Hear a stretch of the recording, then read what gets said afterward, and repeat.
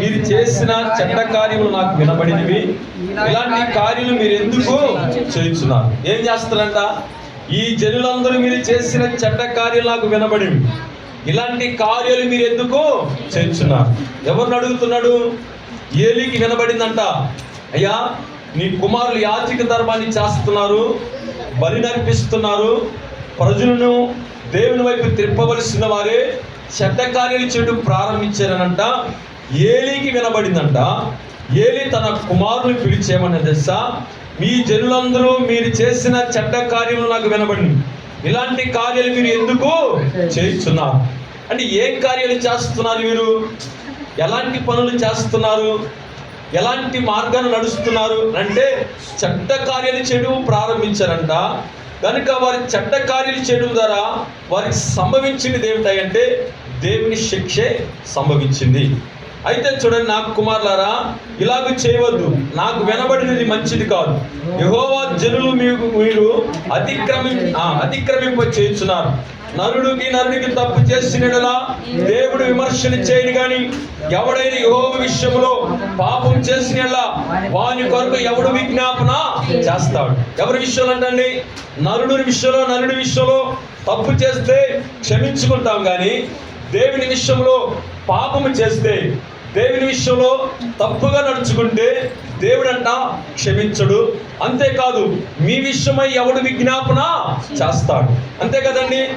దేవుని తిరస్కరించి దేవునికి విరోధంగా మనం పాపం చేస్తే ఎవరు మన కొరకు విజ్ఞాపన చేస్తారు? ఒక మనిషి వ్యక్తిలో, ఒక మనిషి జీవితంలో ఒక మనుష్యుడు పాపం చేస్తే ఆ పాపానికి క్షమాపణ ఉంది కానీ, అందుకే దేవుని వాక్యం, మీరు పరిశుద్ధాత్మని దూషించుకుడి, ఈ యుగమందైనను రాబోయే యుగమందైనను పాప క్షమాపణ లేదు. ఇప్పుడు ఎవరిని దూషించారు వీళ్ళు?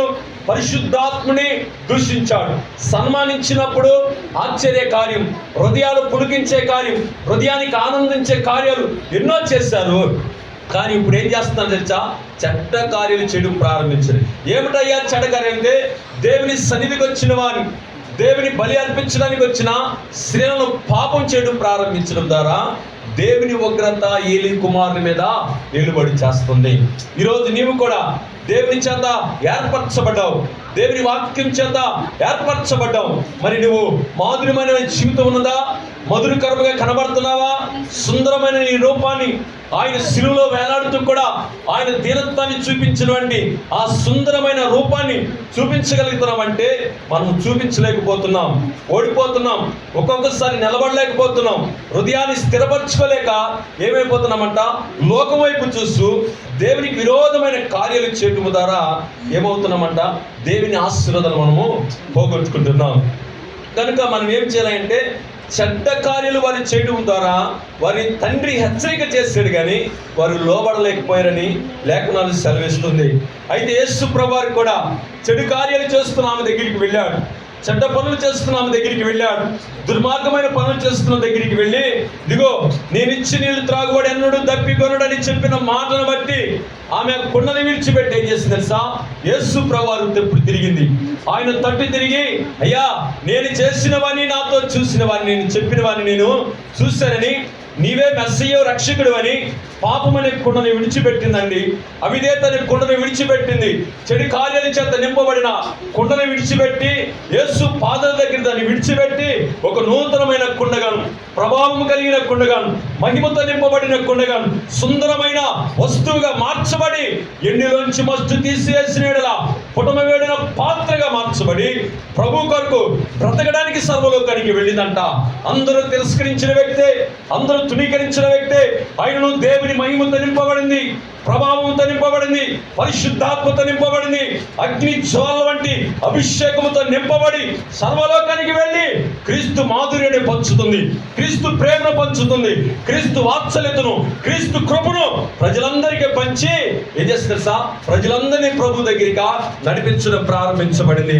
ఈరోజు మరి నీ పరిస్థితి, దేవుడు ఇచ్చిన నీళ్లను తాగావు, దేవుడు ఇచ్చిన రక్షణ పొందావు, ఈరోజు సువార్తమానం ప్రకటించలేకపోతున్నావు, మాధుర్యంగా కనబడలేకపోతున్నావు, ప్రజలకు దీవెనకరంగా కనబడలేకపోతున్నావు, సమాజాన్ని ప్రభు తట్టి నడిపించే అనుభవం లేకుండా జీవించడం ఎంతవరకు కరెక్ట్ అంటాం. అందుకేనన్నా ఇశ్రాయేలు నుంచి దేవుని మందసం పట్టబడింది, ఇశ్రాయేల్ ప్రజల నుంచి ప్రభావం పోయింది. నువ్వు పట్టబడ్డావు. లోకం బంధించింది, లోకాశుల్ని బంధించింది, శారీరకమైన కోరికలు బంధించింది, ఆశల చేత బంధించబడి నీలో ఉన్న ప్రభావం, నీలో ఉన్న అభిషేకం, నీలో ఉన్న కృపంతా పట్టబడి సామాన్యమైన వ్యక్తిగా మిగిలిపోయావు. అభిషేకం లేని వ్యక్తిగా ఉన్నావు, ఆత్మ లేని వ్యక్తిగా ఉన్నావు, ప్రభావం లేని వ్యక్తిగా ఉన్నావు. దేవుని ఆత్మ నిక్షేపణ చేత కార్యాలు చేయలేని వ్యక్తిగా మిగిలిపోయి సామాన్య మానవుడి వల్లే బ్రతకడం ప్రారంభించావు. అందుకే నీ జీవితంలో దేవుని ప్రభావం లేదు. ఈరోజు దేవుని ప్రభావం, కోల్పోయిన ప్రభావం నువ్వు పొందుకోవాలని దేవుని వాక్యం సెలవిస్తుంది. దేవుని ప్రభావం నీ దగ్గరికి రావాలంటే, పరిశుద్ధాత్మ నీ దగ్గరికి రావాలంటే ఈ లోక సంబంధమైన చెడు కార్యాలు మానివేయాలి.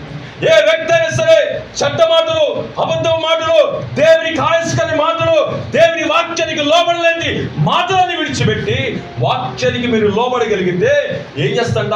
ప్రభావంతో నింపబడడం ప్రారంభించబడతాం. హల్లెలూయా.